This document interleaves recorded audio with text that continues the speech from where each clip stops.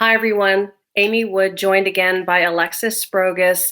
As I mentioned earlier in our first live, that unfortunately had a technical problem. Alexis's dad passed away last night. Alexis, I mean, this is so hard, I'm sure, to even imagine, get your head around. It's probably still just not even real to you at this point. It's completely surreal. Just knowing this morning, waking up, that I don't have my dad. Yeah. It's so hard. hmm Anyone who's walked through any kind of sudden loss of a parent, like in a short period of time, like Monday, your parent's here, Friday, your parent isn't, is hearts are going out to you. Because if you've never walked the walk of losing a parent, it is devastating. And you had to not only, handle that and not be able to be there, right? You couldn't be in the room with him, could you? I got to spend about 45 minutes with him, with PPE and all sorts of, equipment. Um, I was able to spend that time with him before they extubated him. Once they extubated him, I could only be outside of the room, separated by glass. Mm. Um, he was by himself. The nurse wasn't there. And watched my dad die knowing that I couldn't touch him or hold his hand because of the particles that are released after you're extubated. Um, so, yeah, not how I expected to lose my dad. No, ma'am. I'm so sorry. You sent us a picture of what you actually had to be wearing for that last visit, which is amazing to even comprehend. Saying, we've unfortunately so many of us have walked that walk, but at least we could be right there, face Mm-hmm. to face, and all that gear on you. It's another whole level of burden for someone who's walking this terrible experience. Mm-hmm. What do you have in terms of advice for other families who are going through this? What do you want them to know, to prepare themselves for? And in terms of people who are out there and not dealing with this yet, which is the majority of us, to keep Mm-hmm. it from happening to them. Like, what do you want to tell people? I mean, um, I think it, when you lose a family member to COVID, there are so many precautions you have to take to be with them. I had to be by myself. And like I said, separated from him by glass. I didn't get to touch him like skin to skin. I had to wear gloves. I had to suit up and all of the PPE, which I'm so thankful because I know that there's a shortage of that. So I'm thankful that they, allowed me to at least have that in those final moments with him. But I just think people need to realize that this is going to be a reality for so many of us. My dad's story is going to be the story of thousands, hundreds of thousands of people before this is over. If people don't start taking social distancing and staying at home seriously, um, yes, it doesn't affect young people the way that it does old people, but older people are our parents, Our granddad. and my children don't have a grandfather anymore. I don't have a father anymore, um, because of this. And I'm thankful that I could be with him at least in some part in those final moments. And he got to FaceTime my sister Good. in Wyoming. I mean, he was ventilated the whole time, but she got that closure. And she wasn't able to be here because of the travel restrictions, Sure. as far as airfare and how quickly he declined. That just Mm. wasn't an option. Um, but like I said, so many people are getting ready to go through this by themselves. Mm. Family members who are reeling from the loss of their loved ones, and their loved ones are going to die alone. Mm. Alone. Yeah, My dad died alone. I'm so sorry. I just want people to take it seriously. I my dad made such a difference in his life. And I think he would be so proud to know that he made a difference to at least someone in his death. If it makes someone reconsider what they're doing, it's all worth it to me. I have a picture up of you on your daddy's shoulders as a little girl. Yeah. And him hugging you when, I guess that was your wedding, right? With that fantastic picture of you guys hugging. Yeah. And my dad had survived so much. He, right after I got married, so when I was at my wedding, he was in liver failure. Wow. And shortly after I got married, he had a liver transplant. And that was 13 years ago. Wow. I mean, he was a survivor. He was a fighter. And this killed him.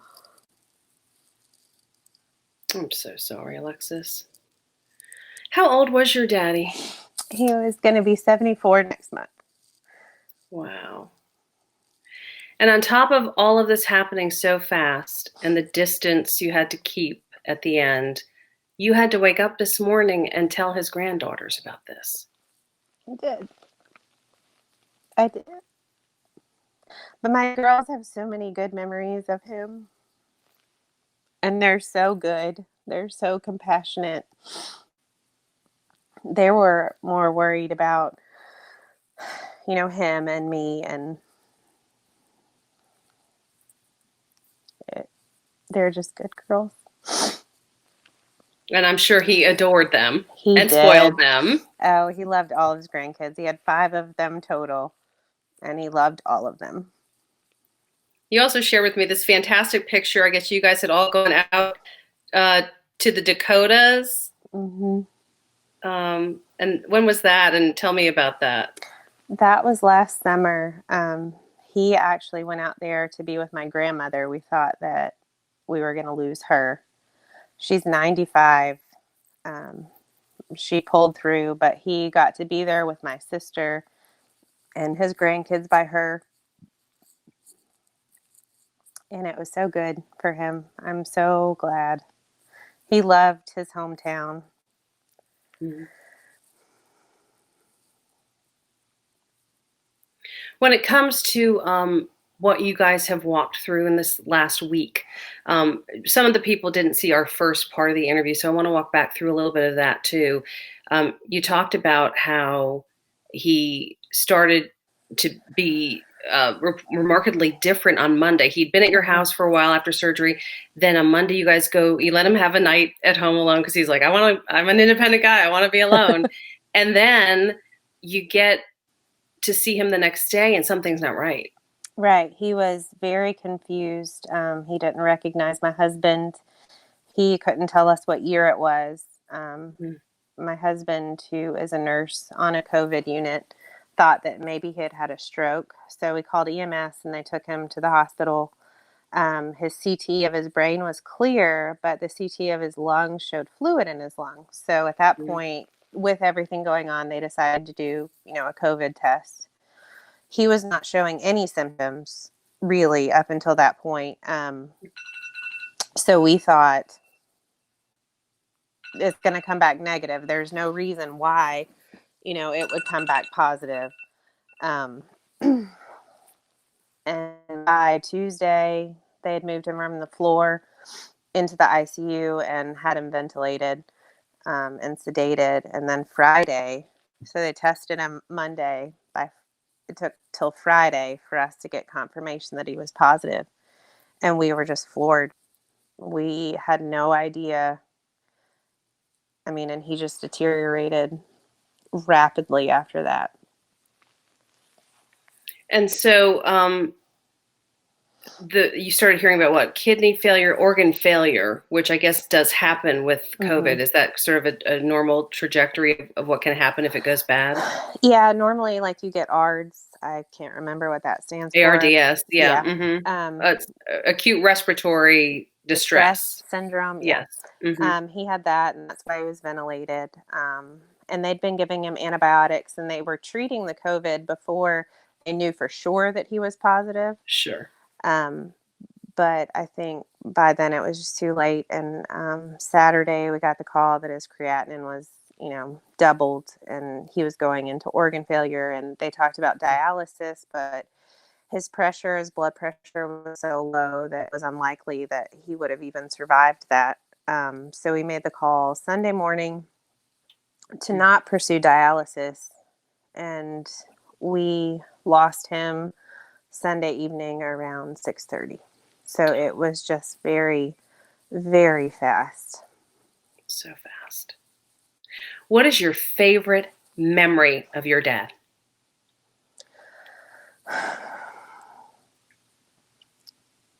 I mean, I think I had said on Facebook, like, he spent most of his professional life as an alcohol and drug treatment counselor. He had been Hmm. sober over 40 years. So I Wow. never knew my dad as an alcoholic. My sister, unfortunately, did. But I never did. But he used those experiences to help, get probably hundreds of people sober. Wow. Um, and I grew up in facilities like that, going to work with my dad, and seeing these people that are in the throes of addiction, come out of it. And at the time, I didn't realize like how special his role was in that. But now that he's gone, and now that I'm an adult, I know, I know what he did and how many lives he changed. And I mean, I know that's not a memory that like affects me necessarily, but it's something I'm so proud of about my father. Yeah. Something that'll leave a smile on your face, Hmm. even in the midst of grief, right? Yes. Something to be proud of. Yeah. Yes. And it's a reminder we should all be making a difference while we're here somehow, Hmm. trying to make the world a better place. And your dad did that. He did. He did. So bravo, Mr. Jurgensen. You do have a sister. You said she Hmm. got to FaceTime. Thank God, to have Yeah. some moment with him. As tough as it is. Um, how are you handling it with the girls? Like what? And I know this is a brand new journey for you with them, but how is it going? And hello, kids. Yeah. How Speaking you of. doing? Oh, but I know that's hard, right? Because you're grieving, but you got to help them and help them Yeah. process. Um, my girls are so good. I mean, they just, when I told my youngest this morning, she talked about all the good memories she had of my dad. Oh, I feel like she's an old soul. Like she just knows the right thing to say. what's appropriate to say in any given moment. But it's been hard to help them grieve while I grieve at the same time, and also not having the goodbye that I thought that I would have with my dad. Not having that experience, I think, as we get older, and our parents get older, I think most people think about the moment they're going to lose their parents Yeah, on some level. sure. But given everything that's going on, I never thought it would be under circumstances like this. But it's been so good, sharing on Facebook, sharing about his life, and hearing people that I don't even know who they are Mm, sharing memories about my dad. Um, it's because we can't have a memorial right now just because mhm. of everything. And that's helped my sister and I think both heal, hearing those good memories of my dad and knowing that people loved him. Mm. um, Gives us the peace I think that a memorial would have given us that we can't do right now. um, and knowing that I hope his story makes a difference somehow, because he helped so many people in his life. And I know that if given the choice, he would have wanted his death to have the same effect. If it could have changed the mind of one person, saved one person's life, He would be so proud of that. So I'm thankful for that opportunity to do that Well, for him.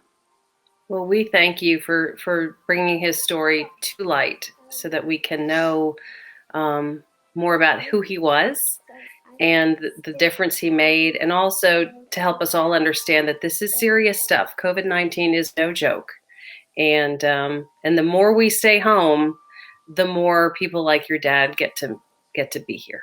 Right. Exactly. I'm so sorry, and we'll be praying for you. I know we have a Thank you. very um, spiritual community here in the upstate, and We do. I guarantee you that every single person that watches this will be praying for you today, No, and your thank you. girls and your husband. Um, on one other note, I want to talk a little bit about your husband, because he is in the middle of the COVID fight. He's the front Hmm. line. So you have the strangest perspective of anyone on this, Yeah. right? Because Yeah. you've been the patient side, and you've got a warrior in your family. Hmm. How's he doing? I mean, how's it going? Um, I mean, truthfully, they are not going to have the equipment that they need in the coming probably days to deal with this effectively and protect themselves and protect their families. Materials are running low, PPE is running low, masks are running low, respirators are running low. Um, he and I talked before any of this even happened with my dad about, he he is a nurse, and he's he signed up to help people, and he loves that, but he didn't sign up to help people and put his family and himself at risk, which is what he's doing, because we don't have what we need. um, they don't have the materials that they need, or they're running short. um, I mean, so he feels an incredible amount of guilt about my dad, because he doesn't know if he was the one that brought it home to him. It doesn't matter. It doesn't Right. matter. It really doesn't. And there's Um, no way to know that, no, there's you no know? way to know. It's so rampant at this point. It is. I mean, he could have gotten it from his surgery at the hospital. I mean, we have no idea, and it doesn't Yeah. matter. But Yeah. just the guilt that he, I think, is probably going to carry around with him for the rest of his life, and knowing that he's putting us at risk, even though we're doing the best that we can to minimize that risk, Hmm. after he gets off work and things like that. But it's just frustrating that, they are not going to have the things that they need to protect themselves and protect others, if things keep happening the way that they're happening, which is why I've been so vocal even before everything happened with my dad about, you know, President Trump and McMaster protecting us, protecting our healthcare workers. I think it became more real to me after my dad passed away due to COVID. But even before then, there just needs to be more. We need more. We need more protection than what is being offered to us right now. Well, again, as I said, you have a very unique perspective, and I appreciate you sharing it. We will be thinking about you and praying Thank for you. you, Thank you and so we'll stay in much. touch with you. Okay, That sounds good. Thank you. Alexis, thank you so much. Of course. Thank God, you. God bless. Bye.